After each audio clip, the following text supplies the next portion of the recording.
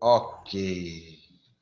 Agora acho que sim. Sim, então beleza. Só para concluir a última aula e dar o link para a aula de hoje, nós estávamos comentando sobre esse artigo, né, do Rigesso, todo o Rigesso aí, deve ser todo mundo irmão aí, né?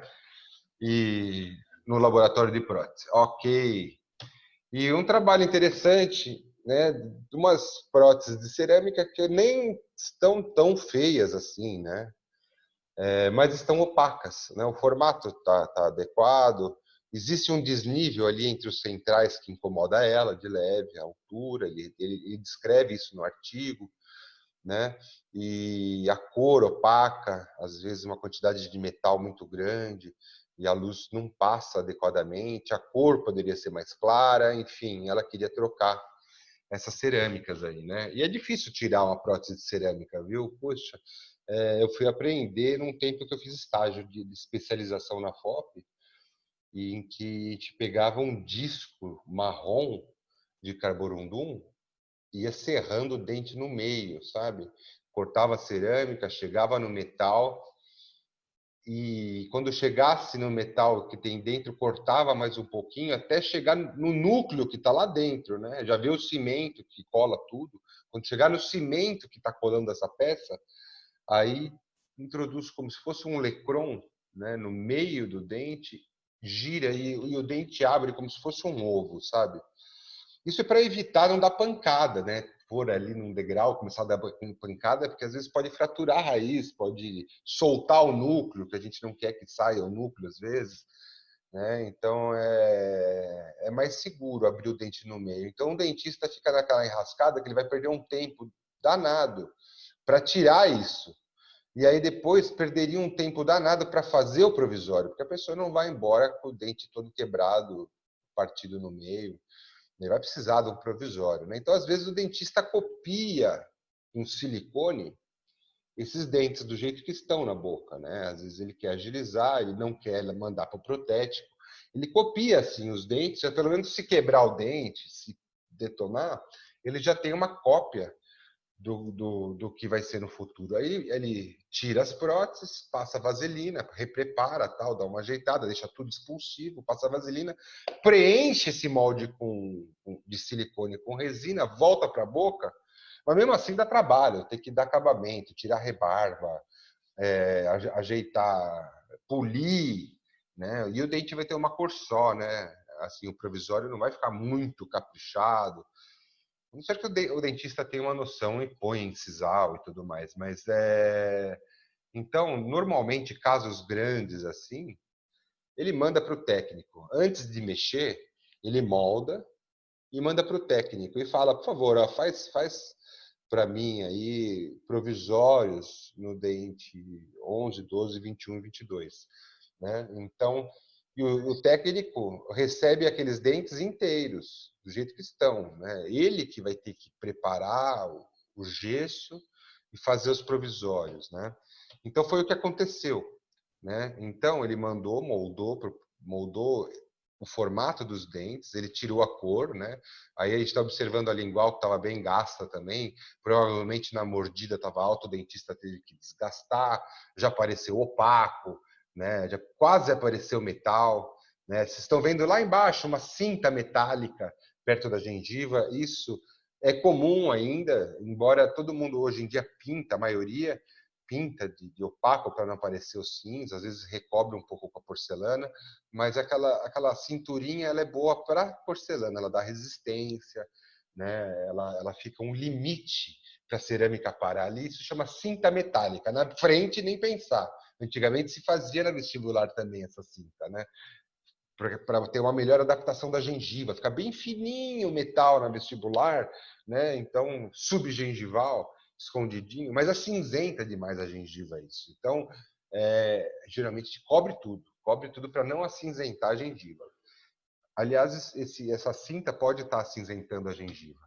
Então, ele escolheu a cor ali, A1, tal, já informou o técnico para fazer os provisórios na cor correta. E quando chegou lá o modelo, o técnico, então, preparou os dentes de gesso, né? Então, aí ficou a dúvida, no artigo não explica, não conta esse detalhe, se esse molde de gesso é o que o dentista removeu as coroas e moldou, ou ele moldou as coroas inteiras, tá? Os dentes já inteiros ali, né? Então, se mandou o dente inteiro, o protético precisa preparar isso aqui. Ele que preparou. Ele pegou a broca, uma broca expulsiva, né? Aí que é a importância de saber os conceitos de um preparo ideal, né? E aí a gente tem a muralha de silicone, né? Que a gente vai criar, então a gente esculpiu aqui, ó, esculpiu em cera, né? Os dentes, fez uma textura, tal. O silicone copia tudo, né? O silicone na hora de copiar a cera, ele copia todos esses detalhes, a vista por lingual, né, o aspecto de pá que ele fala aí, né, que é normal dos incisivos para cortar, né, para cortar os alimentos, né, aqui o perfil dos dentes, né, vendo o alinhamento entre eles, o central um pouquinho maior que o lateral, uma estética agradável, né? Então, aqui uma opção, se, por exemplo, o técnico está tendo que esculpir os dentes. Aqui uma opção dele seria comprar facetas do tamanho correto, com esse tamanho, e aí adaptar essas facetas no modelo, né? Então, com a broca, vai desgastando, deixa só vestibular dos dentinhos comprados, e aí ele não precisa fazer mamelo, tudo, já está comprado. É uma faceta, mas tem gasto, né? Você vai ter que gastar em dente. Então, existem algumas técnicas para fazer provisório de acordo com a preferência, e às vezes cada caso acaba utilizando uma técnica, né? Então aqui foi esculpido o dente, né?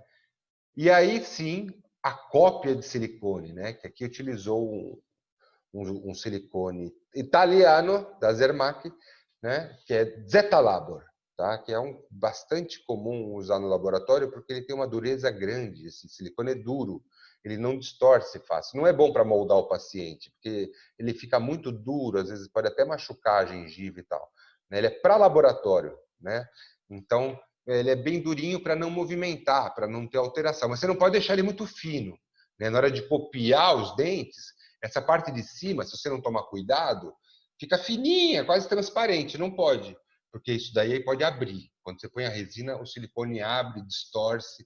Então, o silicone tem que ter uma espessura adequada também para não distorcer, tá? Então, aqui removeu, e aí é cópia dos dentes. Olha lá, os dentes foram copiados, a textura do dente também copiou, tem ranhuras ali, se a gente olhasse de perto. Copiou os dentes que fizemos em cera, né? O silicone polimeriza, né? Hoje nós vamos falar sobre polimerização, um assunto bacana, e o silicone polimeriza, né? Então, legal. Então nós tiramos o silicone e agora lavamos a cera. Aquela cera toda que eu fiz o dente, ai, mas que dó, estava tão bonito, pode jogar fora. Destrói tudo, lava, joga água quente, se ele sair, se remove. É importante estar o modelo bem limpinho, e aí sim você passa uma camada fininha de cera, transparente mesmo, que é para os dentes de resina não enroscarem e quebrar tudo, né? Então, quando você fizer o dente de resina, ele vai endurecer ali.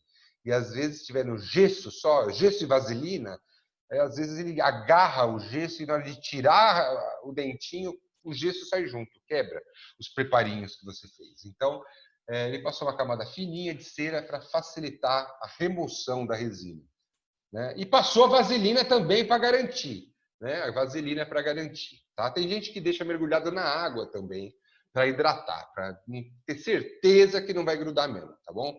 Então, aí ele pegou uma resina, uma marca, né? Resina autopolimerizável, ela endurece só de misturar os dois componentes, né? Autopolimerizante, está escrito aqui, né? Então, é uma reação química que polimeriza, né? Em alguns minutos. Ele mistura essas duas resinas, coloca a resina dentro do silicone, onde tinha os dentes ali, né?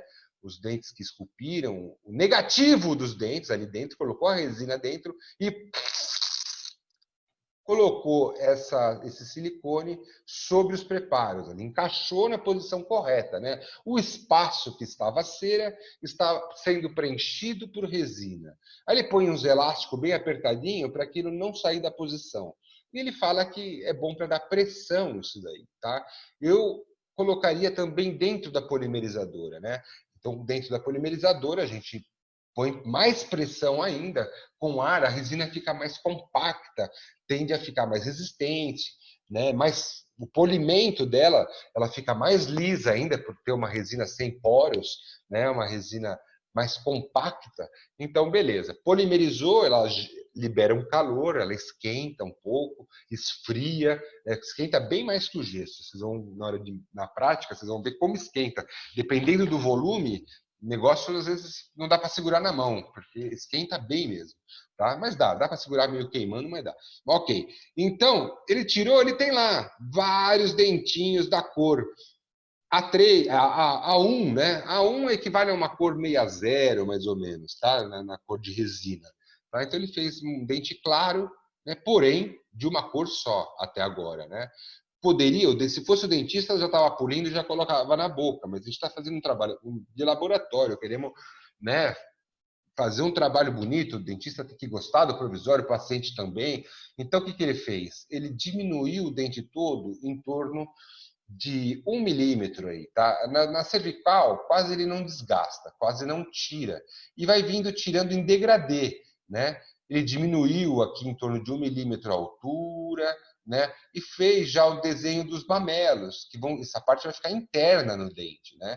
Então, ele removeu uma camadinha em degradê, né? Ou seja, na cervical quase não tira. Né? E aí vai inclinando, inclinando, inclinando, e aqui na incisal tira bastante, até tirou 1 milímetro aqui, talvez, aqui da altura do dente, inclusive, né? Então é um desgaste para dentro, tá? Um desgaste para dentro. Eu estou sozinho ou vocês estão aí ouvindo? Tá tudo bem? Beleza. Então, beleza. Tudo bem, vai. Fiquei solitário por alguns momentos, tá bom. Então, aí, ó, desenhou tudo bonitinho, os mamelos, isso aí na resina que vai ser interna, né? A resina da cor do dente, dentina, ok. Então, um detalhe aqui interessante na foto de baixo que não está dando para ver direito no meu, porque tem as coisas do zoom. Ele pintou, tem algum tipo de pigmento, né? Eu acho que é até fotopolimerizável, né? Fotoativado, então é um branco que ele colocou aqui nas laterais, um pouquinho nos mamelos, para destacar os mamelos, aí pôs luz, né? Então é com adesivo isso daí que ele faz, misturando pigmento com adesivo, põe luz, aquilo endurece, também dá um degradê no dente, que fica um pouco mais claro na incisal, e um pouquinho mais amarelado na cervical, né? Legal. E aí segue o barco. Na verdade, segue o barco aqui mesmo. Aí ele pegou o silicone de novo, né? Que tem o formato final dos dentes, e agora colocou uma resina incisal que vende na dental, né? Cada marca possui. Sempre tem a dentina e a incisal. Também na resina, para fazer provisório, na cerâmica, na resina foto, sempre vai ter esse material incisal, que é um pouco mais esbranquiçado e mais translúcido. É ele que vai dar esse degradê do amarelinho para o esbranquiçado translúcido.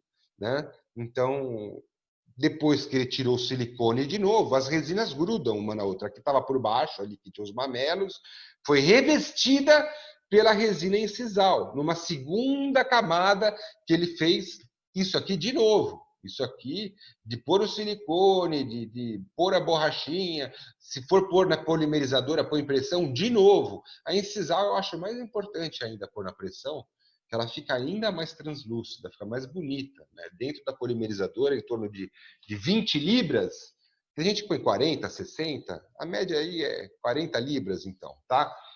Então, isso daí tira os poros da resina e deixa ela mais compacta, e o polimento melhora, a resistência melhora. Então, assim, os provisórios foram instalados. Ó.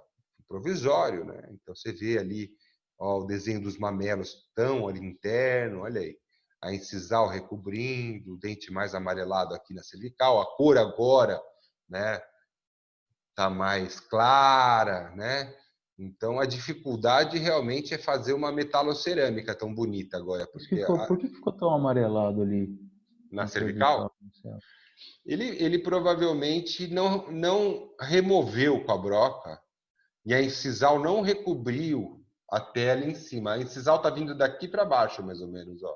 Se ele quisesse clarear mais, ele teria que remover mais aquela camada interna amarelada, que foi a primeira resina que ele fez, remover com a broca, para que a incisal cobrisse mais um pouco.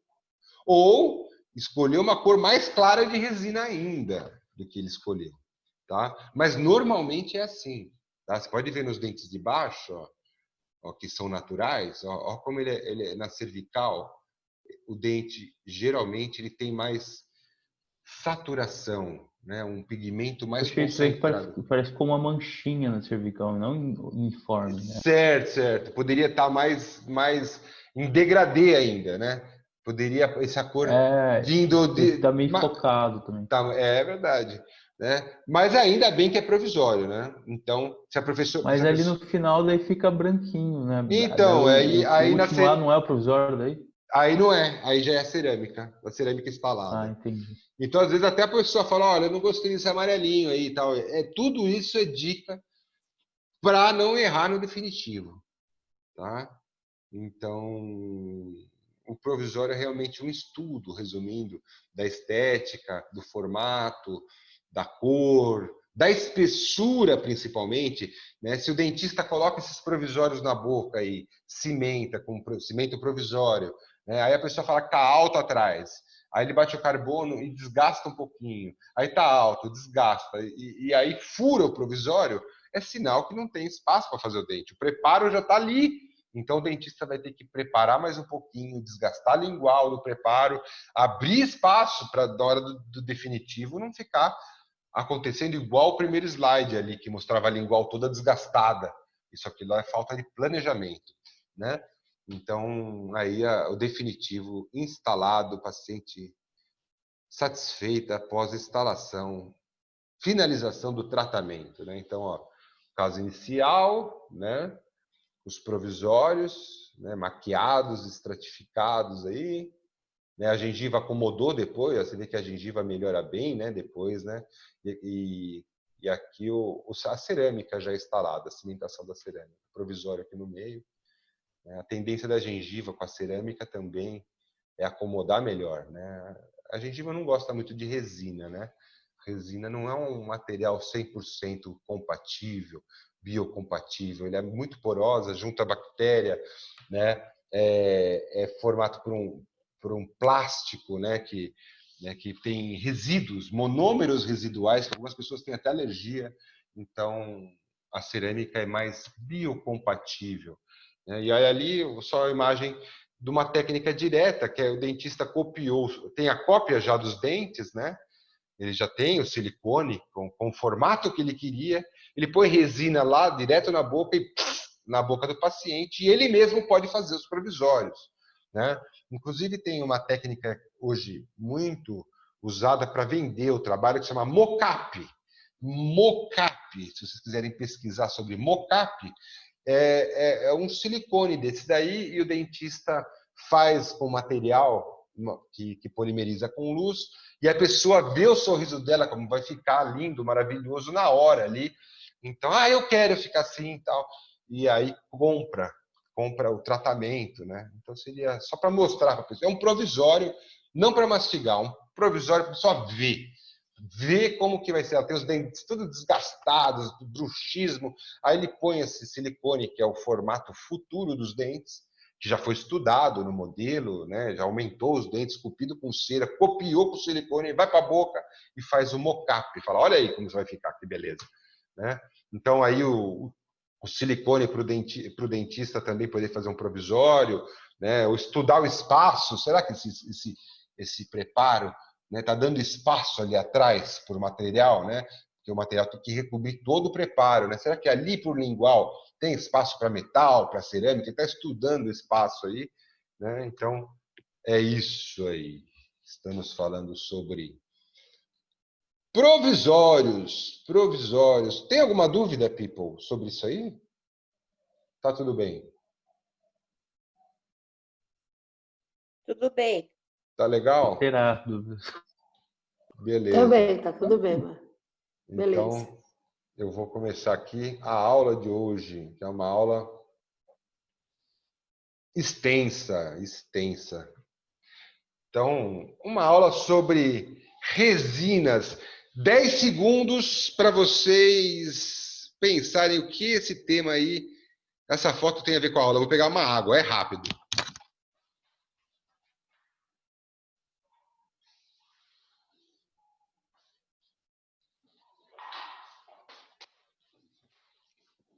Muito bom, muito bom. Aí tem mais do que plástico, né? Tem papel, sujeira, papel higiênico, tá? Tá feia a coisa aí, né? Mas é para mostrar como o plástico dominou o mundo, né? No último século, principalmente, né? No século passado, né? Como houve uma transformação nos produtos que são consumidos, né? E por ser consequência jogados fora, né? Então os plásticos, né, dominaram, né, o mundo, né, pela facilidade de trabalho, pela leveza, pela durabilidade, né? Então pela possibilidade de cores, resistências, e tudo isso daí é graças ao carbono, né? Esse carbono que é um átomo aí que com 6 elétrons, né? Então 4 elétrons na última camada, ele quer fazer então 4 ligações químicas, né? Ele compartilharia aí 4 elétrons, todo átomo, não sei se vocês lembram, querem ter 8 elétrons na última camada, né, para ficar feliz. E ele tem 4 elétrons, então ele faz 4 ligações químicas, né? 4 ligações químicas. Sai daí, minha filha. Isso.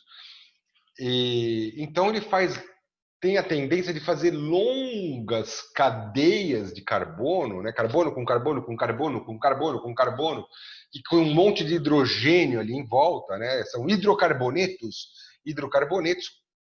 que possibilitaram, né, a criação de inúmeras subprodutos, né? Subprodutos, na verdade, do petróleo, né? Então, depois que começou a extrair o petróleo, então que é um material viscoso, menos denso que a água, por isso que ele boia, né? Insolúvel na água, né? Composto por hidrocarboneto, ou seja, hidrogênio com carbono, né? Então, através de um processo de destilação e refino desse petróleo, se consegue vários, né, subprodutos, né, como o gás, GLP, éter, benzina, a nafta, que origina a maioria dos plásticos, né, a gasolina, o óleo, vaselina, parafina, asfalto, etc.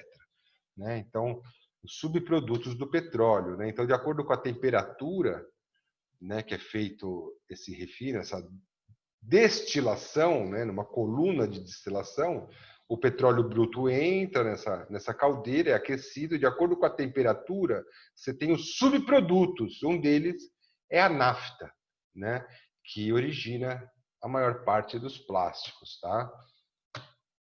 Então,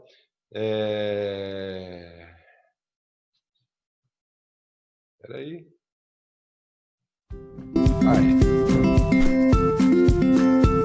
Só para a gente ver. Ei, com licença.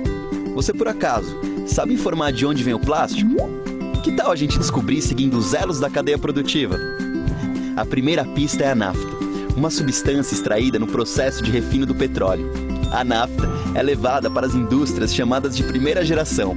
Com o processo térmico de craqueamento, a nafta é quebrada em moléculas menores, dando origem ao eteno, por exemplo.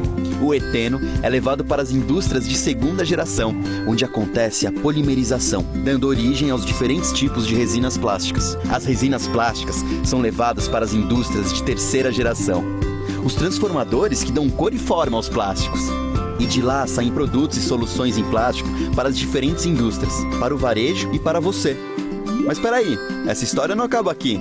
Para uma cadeia produtiva sustentável, surgiu o bioplástico, de fontes renováveis como a cana-de-açúcar, por exemplo.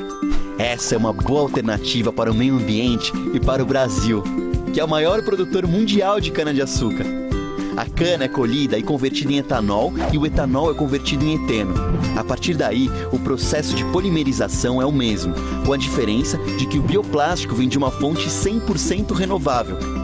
Agora sim essa história chegou no final. Feliz? Agora você já sabe. Plástico transforma. Infelizmente, não dá para fazer prótese com plástico renovável, nem biodegradável. Ninguém vai querer uma prótese, né, com plástico que degrada, né? Então, mas é uma tendência muito legal essa, né, para minimizar esse problema de quantidade de plásticos, esferas de plástico que existem no mar, né, aquelas esferinhas, né, que possuem géis, etc. Isso tudo, infelizmente, tem um período de degradação que não degrada, né? Fica muito tempo, nenhuma bactéria vai querer degradar um plástico, né? Então aquilo é eterno quase. Então, se a gente pegar o histórico aí, que foi aquele vídeo que eu postei ontem, eu achei muito interessante aquele vídeo do universo plástico, né? O UP, né? Então, e uma coisa que eu achei interessante, o ano zero, né? O ano zero que eles usavam chifre, né? Para cortavam chifre, fazer pentes, fazer, né, aquecido, ele fica meio termoplástico, então ele pode, né, eles faziam, é um tipo de um polímero natural, né? Um tipo de um polímero natural, né? A argila ele não citou naquele vídeo, mas é um polímero natural também, a argila. E a argila, nossa, é usada há 3.000 anos antes de Cristo, inclusive mais até, né? Inclusive os egípcios, ano 3.000, já estavam fazendo fundição usando argila, né, como molde, né? Então eles já conseguiam fazer a técnica da cera perdida, né, que é coisa de 3.000, a era dos metais, né? Então, nessa época já se usava um polímero, então, né, que é a argila, tá? Depois achei interessante também o âmbar, né? Âmbar que é extraído de insetos e tal, que é um polímero natural que poderia também utilizado, né, para modelagem, né? E aí sim, 800 anos depois de Cristo, um material que se usa muito para fazer canal hoje em dia, a gutta-percha, né? O dentista, quando vai fechar o canal, ele utiliza a gutta-percha, né? É um tipo de uma borracha, de um látex, né? Que, segundo aquele autor, né, 800 anos depois de Cristo, já foi descoberto, né? Acho que árvores da Malásia, alguma coisa assim, tá? Então, o termo rubber, que é muito utilizado na prótese, né?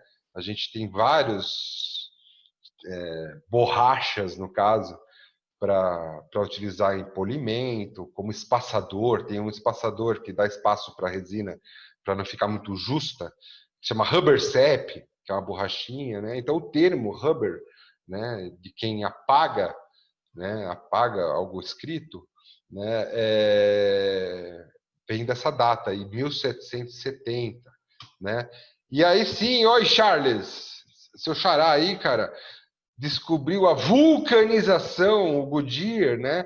Ele colocou enxofre na borracha e percebeu que depois, quando ela queimava um pouco, né, conseguia vulcanizar, né? Até foi uma homenagem ao deus Vulcan, né? Então, do fogo, se eu não me engano, romano. E logo depois inventaram os pneus, né, em 1845, que são polímeros, né? São polímeros elastômeros, né? Então, aí ebonite, achei interessante, o material escuro, né, que eles faziam pesado, duro, que eles faziam bolas de boliche e dentaduras. Esse fato eu não sabia, né? Como ele mesmo disse, ninguém queria uma dentadura negra, né? Uma dentadura escura, né? Com a gengiva toda escura, não tinha ainda a cor rosada. Esse Leo Baekeland, que pôs o nome de baquelite aí, e fez o primeiro polímero 100% sintético, ou seja, não precisava de borracha da árvore, não precisava de nenhum tipo de artifício da natureza para fazer esse polímero. Então, aí sim, né, começou a entrar, na verdade, o petróleo na jogada, né? E na década de 20, eles começaram a entender melhor essas cadeias poliméricas, o que é um polímero, né? Até por exames de raio-x que mostravam, né, como é que essas cadeias poliméricas se organizavam, né? E aí, em 1927, né, o PVC já tinha sido estudado um pouquinho antes, mas começou a ser utilizado mesmo em 1927, né, que foi bastante tentado na odontologia usar esses materiais à base de vinil, né? Então não deu certo, mas foi tentado. O que deu certo mesmo foi o metilmetacrilato, que é o tema da aula de hoje, né? Então o metilmetacrilato, que é um monômero que polimeriza, né? É o monômero mais utilizado para fazer provisórios, né? Próteses, como dentaduras, né? Então, a resina acrílica, o acrilato, né? Que deu origem às resinas acrílicas, acrilato acrílico, né? E que tem essa possibilidade de fazer resinas altamente transparentes e vítreas, com uma resistência adequada, né? Uma estabilidade relativamente boa, dimensional, né? E de cor, né? Então, falando que até que a aula parou num momento adequado, assim, bem no ponto que seria começando a falar mais sobre resina acrílica, que é o tema da aula de hoje, né? Então, os bioplásticos, né? Que é a tendência aí, mas a resina que tem acrilato para a prótese dentária foi a saída para os materiais que alcançam as nossas necessidades, né? Porque foi tentado fenol formaldeído, muito difícil o processamento. Como eu falei, as resinas vinílicas, como tem baixa resistência à fratura, então acaba fraturando facilmente, caiu no chão, quebra. Então, vulcanite também não é bonito, né? Então, antiestético, né? Então, o que sobrou para nós, que tem uma ótima facilidade, relativa facilidade de processamento, é o polimetilmetacrilato. Tá? Acrilato, isso daí já dá para perceber que é da família do acrílico, né? Do acrílico. Então, ele tem propriedades relativamente estáveis, óticas, né? Dependendo da forma do processamento, ela pode amarelar um pouco essas resinas no decorrer do tempo. Você vê um aparelho de ortodontia, né, em 6 meses já começa a ficar meio amarelado. Então, mais ou menos estáveis, tá? Mas uma dentadura, que é o mesmo material, mas com um processamento melhor, ela é prensada, né? E vai ali ter uma polimerização quente, com calor, em que tem menos monômeros residuais, eu já vou falar sobre isso. A dentadura chega a 5 anos, né, num material que não amarelou, que tem uma qualidade melhor, né? Então, dependendo da forma que fizer, o metilmetacrilato pode ter umas propriedades melhores ou piores, tá? Então, propriedades físicas relativamente estáveis. Então, na temperatura que a gente usa na boca, vai de -5 a 60 graus, mais ou menos, a dentadura, por exemplo, não vai empenar, entendeu? Ou derreter, ou soltar os dentes, né? Então, ela tem umas propriedades físicas, né? Então, não vai entortar, né? Estáveis, tá? Então, não pode pegar a dentadura e ferver, isso não pode, porque ela tem dentro dela algumas tensões que estão ali dentro no material do processamento. E se começar a ferver, essas tensões podem ser liberadas e aí ela tem algum tipo de empenamento, né, que não é visível.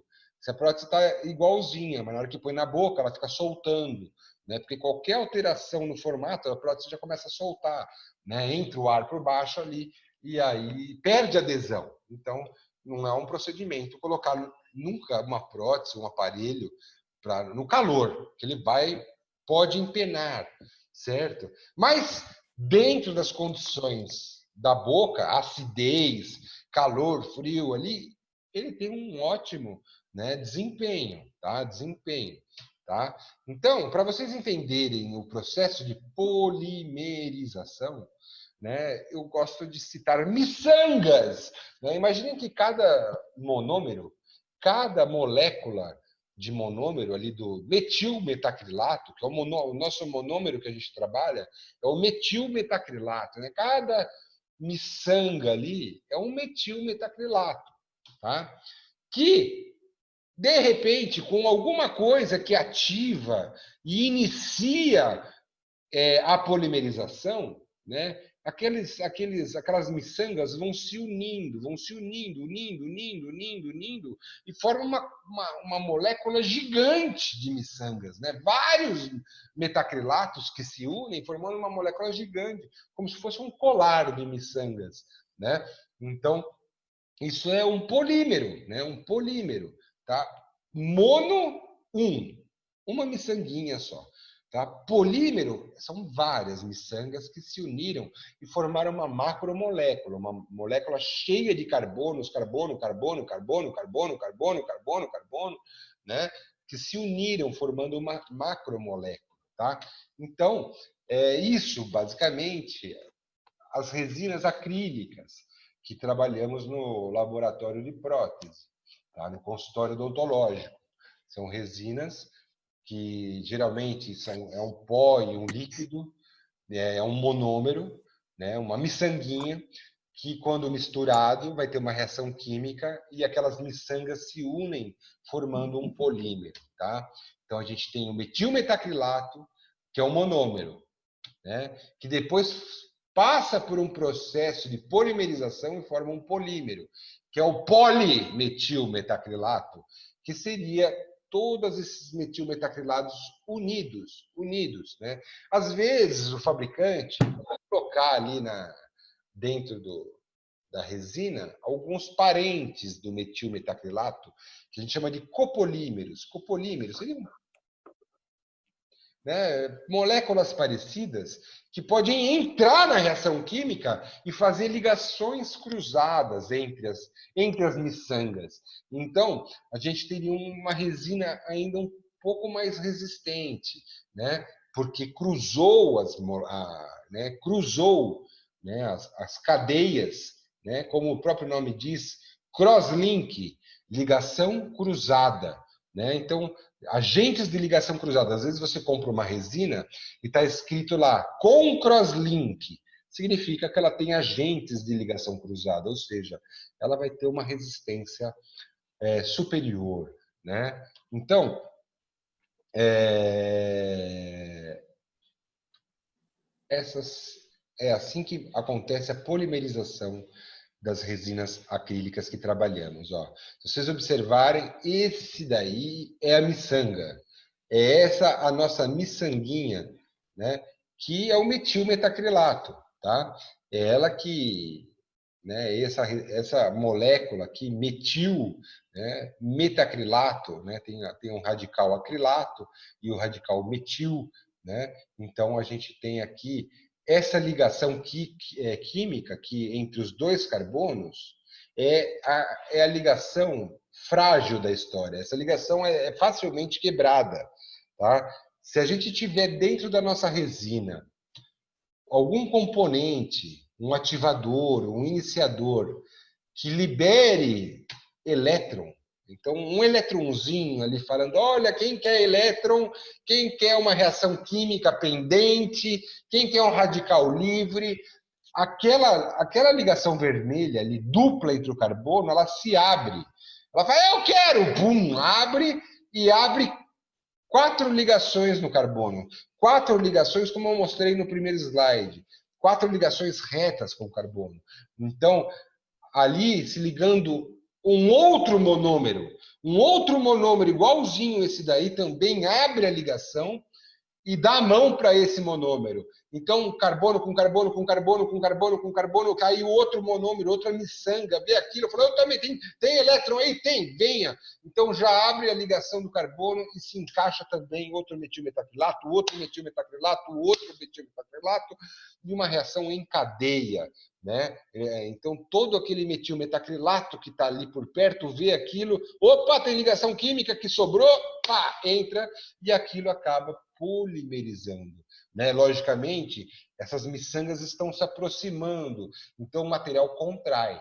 Né? Como vai ter uma ligação química que está se aproximando, eles começam a se aproximar, né? Isso daí contrai em torno de 21%. Olha só, é uma contração danada. Tá? O monômero, aí, quando polimeriza, tem uma contração de 21%. É muita coisa. E a indústria teve que fazer alguma coisa para resolver essa contração gigante. Senão não ia fazer a dentadura, contrai 20%, né? Nem cabe mais a dentadura na boca da pessoa. Então, eles tiveram a solução para isso. Tá? Então, isso é uma polimerização. Aqui tem uma foto da internet, você coloca a polimerização do metilmetacrilato, vai aparecer isso aí. Ou metilacrilato de metila também, tá? Tem algumas opções de nome, ok? Mas ele está aqui, ó lá, a dupla ligação do carbono, tá lá. Aí teve uma ativação, um elétron, né? Que sobrou, e aí aquela ligação abre. Aí tem N moléculas unidas agora, né? N moléculas unidas agora, né? Porque formaram uma molécula gigantesca, uma macromolécula. Então, não é mais metilmetacrilato, agora é polimetilmetacrilato, tá? Ou polimetacrilato de metila. Tá? Então, vamos ter alguns nomezinhos estranhos aí para memorização, ok? Dos agentes que liberam elétron, porque para isso acontecer precisa de elétron, precisa de alguém sobrando. Né? E o metilmetacrilato está ali, está quietão, não tem ninguém que quer fornecer, ele está quieto, coitado. E agora o peróxido de benzoíla pode fornecer esse elétron. Tá? Peróxido de benzoíla, se tiver calor, se ele for aquecido, ele libera um elétron. E aí vai começar os metilmetacrilatos. O metil não pode ver isso aí. O metil fica louco quando ele vê um elétron. Ele já polimeriza todo mundo. Né? E não pode ver um elemento químico que se chama amina terciária. Metil vê a amina, fica louco, libera elétron. Então, seja um componente químico, amina terciária, ou seja, o calor, faz com que o peróxido de benzoíla libere um elétron. Seja a amina, seja o calor, o peróxido não resiste. Libera elétron. Aí quem não resiste é o metilmetacrilato. Com o elétron, ele junta com outro metilmetacrilato, com outro metilmetacrilato, ele polimeriza o negócio, funciona com uma beleza. Tá? A luz não consegue estimular o peróxido de benzoíla, só se for excesso de luz. Né? Excesso, pode ser que gere um elétron, né, na história e polimerizar, tá? O material. Tá? Mas, basicamente, a gente tem alguns ativadores que podem iniciar o processo. Né? Ou o calor, ou um ativador químico, que eu já citei, é a amina terciária, ou a luz tem a capacidade. Tá? Mas a luz precisa de um outro iniciador, que eu vou comentar daqui a pouco. Tá? Então, o fato é que se tiver calor ou se tiver uma amina ali na mistura, o peróxido vai liberar elétron e o monômero, que é metilmetacrilato, vai polimerizar. Tá? Então, a gente tem a classificação das resinas, de acordo com o uso. Por exemplo, a gente tem a resina acrílica ativada termicamente, conhecida nos livros por RAAT. Né? Na dental, você fala, me vê uma RAAT, ela não vai saber, geralmente. Né? Tem que falar, eu quero uma resina termo, aí sim. Né? Aí, então, a resina termo, você tem várias opções. para comprar hoje em dia, tá? Só para vocês terem ideia de algumas marcas, as marcas concorrentes, a Clássico de São Paulo, a VIP de... Putz, esqueci o nome da cidade, velho. Pirassununga! Exato, Pirassununga. Então, são marcas de resinas. Nesse caso, a gente pode ler lá, ó, acrílico termopolimerizante, tá? Não está escrito resina acrílica ativada termicamente, tá? Mas é a mesma coisa, termopolimerizante, né? Termopolimerizante. Ali no da VIP está escrito líquido acrílico termopolimerizável, também, né? Mas é termo, né? Então, sabemos que essa resina, ela tem o quê? Ela tem o monômero aqui dentro. Aqui é metilmetacrilato que tem aqui, tá? Metilmetacrilato. Aqui dentro, no pó, tem o tal do peróxido de benzoíla, tá? O tal do peróxido de benzoíla, que é o iniciador. Quando mistura, forma uma massa. E a gente consegue trabalhar, colocar dentro de uma mufla, tá? A resina, a termo, a gente precisa trabalhar em mufla. Tá? A gente tem que fazer o trabalho antes em cera, lavar a cera, vai ter um espaço vazio, aí a gente põe a resina termo lá dentro e vai ter uma prensagem, tá? E ela não endurece, essa resina aí. Ela chega até uma fase borrachoide, ela vai polimerizando, chega uma hora ela para, né? Ela para e fica meio borrachenta, assim, sabe? E não vai para frente. Por quê? Ela precisa de calor, né? Para quê? Para que o peróxido de benzoíla, que está lá no pó, libere um elétron e o metilmetacrilato que está aqui no líquido, aí sim abre a cadeia lá do carbono e começa a polimerizar. Então essa resina precisa de calor, senão não vai polimerizar, né? Uma vez aqui no consultório, sem querer, a secretária me deu a resina termo para fazer o provisório. Aí eu fui lá, misturei, comecei a fazer, estava ficando bonitinho e não endurecia. Eu falei, ai, Jesus Cristo, quer ver que eu peguei o líquido termo? Realmente, o líquido era termo. Tive que fazer tudo de novo, né? Então, fica um dente de borracha, não adianta. Eu não ia colocar a cabeça do paciente lá a 90 graus. Então, não deu certo. Então, olha aí, outra opção de resina termo. Essa, inclusive, é para trabalhar com micro-ondas. Vai lá no micro-ondas, pi, pi, pi, pi, e aí o calor, né, das ondas eletromagnéticas vão polimerizar essa resina. Temos a onda acryl, que o nome já diz, que é para micro-onda, ou VIP Wave de onda, VIP Wave de micro-onda, né? Então, são as marcas aí concorrentes, né? A gente tem várias marcas, Palaton, Diamond D, tem um monte de resina hoje no mercado de opção para trabalhar, né? Então, para que existem essas resinas? Para que serve? Até hoje é usada para fazer dentadura, há muito tempo. É o metilmetacrilato, né? Ali a resina termo, né? Que é prensada lá para fazer dentaduras dentro de uma mufla. E aí ele vai no calor, seja no micro-ondas, seja esquentando numa polimerizadora, aquela resina endurece. Fazer próteses parciais removíveis, né? Então é quase uma dentadura menor, é parcial, não é total, é uma dentadura menor. Então esse material ele é excelente, porque como ele passa por um processo de calor, aumenta a reação química. Então a gente tem uma resina que endurece um pouco mais do que se não tivesse calor. Tá? Uma resina que fica um pouco mais resistente. Porque o calor sempre ajuda a reação química. O calor faz com que a reação química aconteça melhor. É uma resina que tem menos monômero residual, ou seja, ela tem menos miçanga que não reage. Às vezes fica umas miçanguinhas ali que não reage. Isso é ruim, porque é a miçanga que dá alergia, ela sozinha. Aí ela pode dar alergia. O metilmetacrilato pode dar alergia, e a prótese fica com cheiro de metil. Você pega um aparelho de orto, que não teve calor, não teve nada, ele tem um cheiro de resina. É mais fácil de dar alergia, então é mais fácil de ficar amarelado, né? Então, por quê? Porque a resina termo é muito melhor. Né? Ela é prensada, esses monômeros residuais acabam evaporando, né? Ela fica mais compacta, ela é mais biocompatível, a resina termo é mais biocompatível, né? Então, ela não tem cheiro de plástico, então por isso que chega a durar mais tempo, como 5 anos uma dentadura, tal, né? Tem gente que usa 10 anos, 15 anos, né? O certo é trocar aos 5 anos. Provisório é o tema da aula, né? Se você quer um provisório que vai ter que durar 2 anos na boca da pessoa, por causa de implante, de enxerto e um monte de coisa que vai fazer, então é melhor fazer um provisório de resina termo, né? Porque a resina termo não evapora monômeros residuais, a resina endurece melhor, né? Fica inodora, né? Então é melhor. Agora, normalmente a gente faz provisórios com resina autopolimerizável, ou seja, que endurece só misturando, não precisa de calor, tá? Que vamos falar em breve. Então, tanto faz, né? Então, de acordo com o caso, dá para fazer dos dois materiais, ou alto ou termo. O material é o mesmo, né? Metilmetacrilato, né?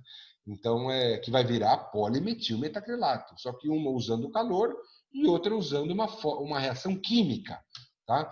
Então, placa de mordida, mesma coisa, você pode fazer termo ou alto. No laboratório, às vezes, a alto custa um pouquinho mais barato, a termo custa o dobro do preço, porque tem que prensar, né? Demora mais para fazer a termo, né? Aí do livro do Pegoraro, essa foto, tá? Então é uma placa de mordida. Se fizer termo, qual é o objetivo? Vou usar 5 anos essa placa aqui, que eu ranjo compulsivamente, não tem yoga que resolve.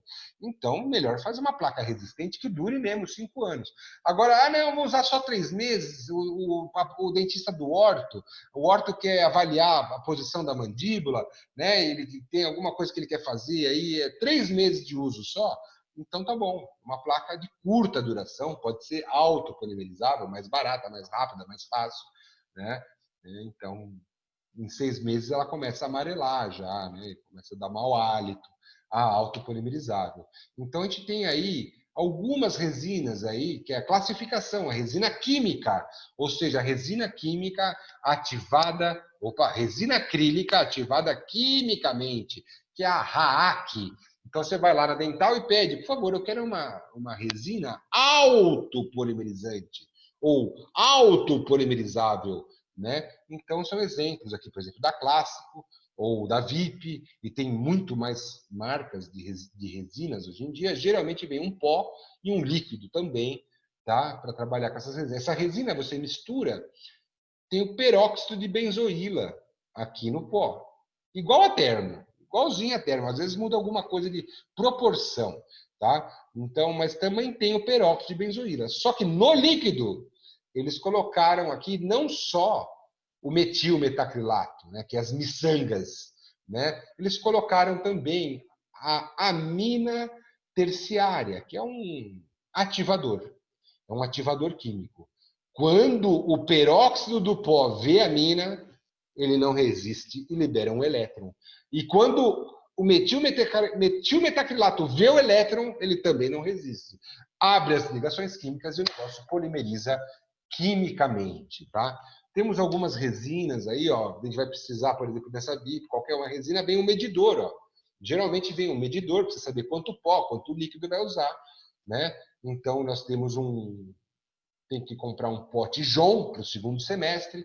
Nesse primeiro semestre, tendo aqueles potinhos pequenos Dapin, já resolve para fazer os provisórios, tá? No segundo semestre vamos fazer aparelho de orto, já usa uma quantidade maior de resina. Tem gente que compra pote de patê e arruma uma tampinha de vidro para cobrir ali, né? Uma plaquinha de vidro para cobrir, também pode ser, funciona, tá? Enfim, são materiais. Que espátula é essa daí? Quem lembra que espátula é essa? Pergunta rápida, hein? Que o tempo está acabando. Quem responde? De manhã é raro tudo, hein? Quero saber se alguém sabe da tarde. Hello! Rápido. 5 segundos. Falou, espátula. 7. Igual amanhã. Amanhã falou 7 também. A 7 é a menor das espátulas. É uma colher que tem uma lança do outro lado, tá? Essa é a espátula 31, que já é uma concha maior e uma lançona maior do outro lado. Eu ia falar 31, mas aí eu fiquei com medo de errar. Mas é porque nessa figura aí, ó, a lança parece pequenininha. Tá, nada. Você está tudo dando desculpa aí. Tudo bem. Ok. Não é, não.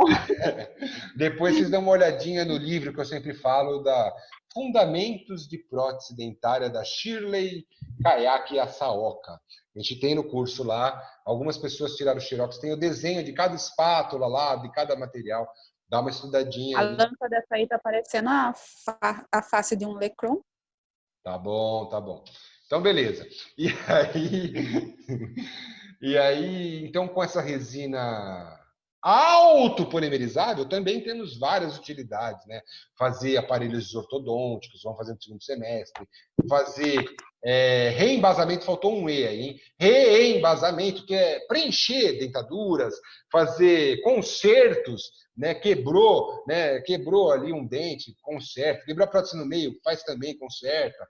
Né? Soltou ali o botão da tomada, do chuveiro, conserta também. Né? É uma resina, então, quimicamente, que tem 1001 utilidades. É impressionante essa resina. Até para fazer fundição, temos resinas vermelhas aí. O Duralay é muito famoso na prótese dentária. O Dencrylay aí dando né, um pouco de Ibope para a indústria nacional, que é uma resina para fazer fundição, exemplo. Né? Olha aí o Duralay. Então, exemplo, estamos lá com o pincelzinho, né? Molha o pincel no líquido, molha o pincel no pó, a gente vai esculpindo, por exemplo, o núcleo. Ali na boca do paciente, isso pode ser feito no modelo, né, quando o dentista molda, ou pode ser feito direto na boca do paciente. Então, o dentista vai com o pincel, molha o pó no líquido e tal, aquilo vai polimerizar, endurecer, sem calor. Só a mina encontrar com peróxido, encontrar com monômero, fechou, polimeriza em alguns minutos, endurece, virando polímero. E aí ele fez esse daí, manda para o laboratório. Manda para o laboratório dá um acabamentinho, tal e coisa, e faz a fundição. Aquilo vira metal, volta para a boca e o dentista cola na boca do paciente núcleos metálicos, é prótese fixa, já comentei, né, que já tem o formato do preparo, que vai receber uma outra prótese fixa, né, um outro dente por cima disso. E provavelmente, nesse caso aí, essa foto do livro do Pegoraro também, tá? Um professor de Bauru, então é da USP. Então, ele vai colocar próteses fixas aí nesses preparos e depois, provavelmente, vai colocar também uma prótese removível, né, nos dentes que estão faltando aqui na parte anterior e posterior, tá? Então, é uma conjugação de prótese fixa, depois uma prótese removível. Tá? Mas só para falar aqui, várias funções dessas resinas acrílicas, como fazer aparelho de orto, aparelhos, né, provisórios também, que nós vamos fazer, né, ou coisas para ser fundidas. Também tem resinas vermelhas aí, específicas para fundição. Tá? Temos a resina fotoativada, mais uma resina acrílica fotoativada. Não confunda essa resina com aquela resina do dentista, que ele põe em luz, tá? Porque aquela lá é uma resina melhorada. Aquela é uma resina que se chama resina composta. Não é resina acrílica, que é o tema da aula de hoje. Então, ele tem um outro monômero, tá? É uma resina diferente. Tem partículas de carga no meio, que é cerâmica. É uma resina totalmente diferente aquela ali, tá? Então, eu estou falando de resina acrílica, que é essas para fazer dentadura, essas para fazer PPR, provisório, tá? Essas resinas, no Brasil, é bem difícil achar resina fotoativada, tá? Essa que vai na luz, tá? Eu não conheço, assim, de prontidão, uma resina para usar no laboratório foto, tá? Mas eu achei na internet uma resina, tá? Que eles colocam aqui dentro desse forno aí. Não é um forno, é uma caixa de luz. É um fotoativador, muitas vezes fala forno, mas não esquenta, não, tá?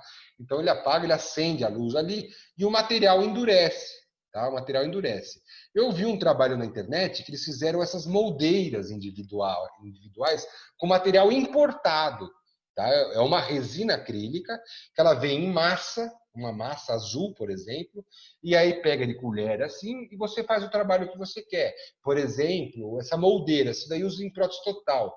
A gente precisa fazer uma moldeira para fazer prótese total. Então, o protético foi lá, aplicou, isolou para não grudar, né, e aplicou esse material azul. A vantagem é que não tem pressa. Tipo, ai meu Deus, o material vai endurecer. Ai, mas não, só vai endurecer quando colocar na luz.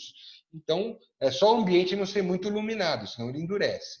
Né? Então, você faz aquele material em cima do modelo, quando estiver pronto, né, você coloca na luz, ele endurece. Aí depois você vem, faz o cabinho e tal, põe na luz de novo, ele endurece, certo? Então, é um material que acaba sendo um pouco caro para o que vai servir. O dentista vai moldar e depois vai ter um modelo bom, o modelo que ele queria, joia, e essa moldeira azul vai jogar no lixo, tá? Então, pô, comprar um material importado, caro, fotoativado para fazer uma moldeira e depois jogar no lixo, não é uma coisa muito, assim, comercialmente usada, né? Então, é um material difícil. A resina acrílica foto não pegou no Brasil, tá? Pode ser que pegue para fazer outras coisas. Seria legal uma resina foto para fazer provisório, tá? Uma resina acrílica, mas também encareceria, tá? Mas como que ela endurece? Só quero explicar como que ela endurece, tá? Então, nessa resina, aqui um grande amigo meu, Felipe Schneider, né, fez essa foto da canforoquinona. É um material em pó amarelo que colocam dentro da resina. Se chama canforoquinona, tá? Canforoquinona. Esse material, ele tem uma coisa surpreendente. Quando esse material recebe luz azul, então no comprimento de onda da luz azul, esse material libera elétron. É tudo que a gente precisava para polimerizar a resina. Então, se colocar a luz azul, a canforoquinona libera elétron, e aí o nosso monômero, quando vê elétron, metilmetacrilato, abre as cadeias e aí polimeriza. É assim que funciona. Então, tem outros iniciadores que funcionam parecido com a canforoquinona, tá? Não é só a canforoquinona, mas é a mais utilizada. Então, mesmo naquela resina do dentista, às vezes tem esse pó aí, que é a canforoquinona, né, que faz liberar elétron e acaba polimerizando o material, tá? Então, na resina foto, eles colocam... Esse é o segredo da resina foto. Colocar um agente químico que seja fotossensível, como a canforoquinona é, né? Então, tendo a luz azul, libera elétron, e aí está feito o início da polimerização da resina foto. Certo? Alguém está querendo perguntar aí, não? Senti um ligado de microfone aí. É pergunta? Vai voltar, Má? Quanto falta? Falta quanto? 1 minuto? Menos de 1 minuto, acho. Menos de 1 minuto? Não, eu cheguei no ponto que eu queria, não vai precisar voltar, tá? Então, na próxima aula, eu vou começar a falar sobre essa mistura, né? As fases que a resina vai passar, misturando pó com líquido, ela passa por algumas fases, os materiais que a gente utiliza, tá? E algumas propriedades desses materiais depois que endurece, tá? Então, comecem a estudar, façam uma pesquisadinha aí sobre o peróxido